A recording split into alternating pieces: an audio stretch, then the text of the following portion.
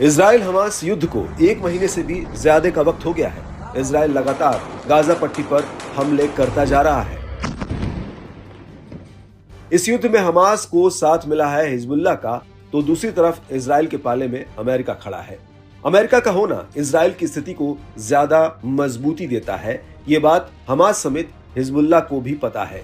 इसलिए अमेरिका को अपनी जद में लेकर हिजबुल्लाह उसे सीधी चुनौती दे रहा है। और जिस तरह का खुला चैलेंज हिजबुल्लाह की तरफ से आया है, वो वाकई अमेरिका के लिए मुश्किल का सबब बन सकता है। समुद्र में अमेरिका के लड़ाकू जहाजों की ताकत बहुत बड़ी है, जो इस युद्ध को अपने मुताबिक मोड़ने की ताकत रखती है। लेकिन अब जो हालात हैं, उसके दम पर हिजबुल्लाह ने समुद्री जंग में अमेरिका को खुली चेतावनी दे डाली है। हिजबुल्लाह चीफ नसरल्लाह ने कहा कि हम अमेरिकी जहाजों से डरते नहीं हैं। अब सवाल उठता है कि हिजबुल्लाह की इस चेतावनी के पीछे का राज क्या है?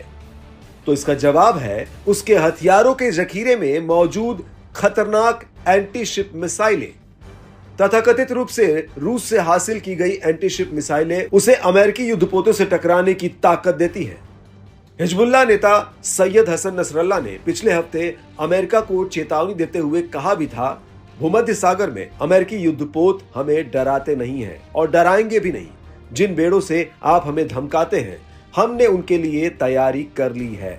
हमारे पास अमेरिकी जहाजों के लिए कुछ है।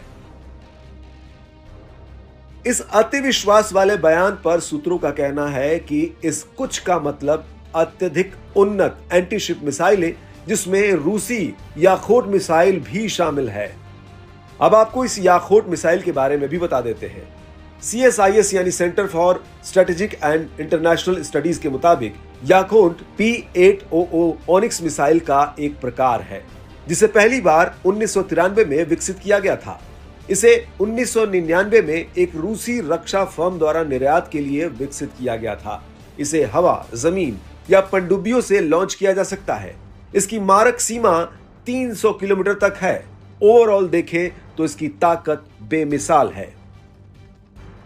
हिजबुल्लाह की बढ़ती ताकत को लेकर अमेरिका खुलकर तो कुछ कहने से कतरा रहा है, लेकिन दबी जुबान में उसके अधिकारी इसे एक गंभीर चिंता की बात मान रहे हैं।